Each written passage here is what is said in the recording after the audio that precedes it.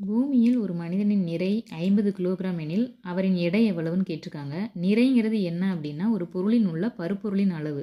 எடை அப்படின்னா என்னன்னா ஒரு பொருளின் மீது செயல்படும் புவியீர்ப்பு விசையை சமன் செய்வதற்காக அந்த பொருளின் பரப்பினால் செலுத்தப்படும் எதிர்விசை. இப்போ இதை தான் நம்ம கண்டுபிடிக்க போகிறோம். அப்போ வந்து இதில் என்னென்ன இன்க்ளூட் ஆகுது அப்படின்னா கிலோகிராமில் அந்த புவியீர்ப்பு விசை செயல்படும் இல்லையா, அந்த ரெண்டும் சேர்ந்து தான் வந்து நம்ம வந்து எடைன்னு சொல்கிறோம். ஸோ வந்து எடைக்கு வந்து m/g. ஸோ மாசுங்கிறது நிறை, அதான் அமைத்திருக்காங்க. ஜியோட வேல்யூ என்னம்னா 9.8, அதாவது புவியீர்ப்பு முடுக்கம் 9.8 மீட்டர்/செகண்ட் ஸ்கொயர்னு சொல்லுவாங்க. ரெண்டையும் மல்டிப்ளை பண்ணுறப்ப நம்மளுக்கு என்ன வரும்னா 490. ஸோ இதோட அலகு வந்து நம்ம வந்து kg/-2ங்கிறது நியூட்டன், அதாவது ஃபோர்ஸோட யூனிட்ன்ற சொல்லுவோம். அதனால் விசையோட யூனிட்டும் எடையோட யூனிட்டும் ஒன்று தான். ஸோ 490 நியூட்டன் என்பது பூமியில் ஒரு மனிதனோட நிறை வந்து 50 கிலோகிராம் இருக்கும்போது அவரோட எடை வந்து 490 நியூட்டன் என்பதாகும்.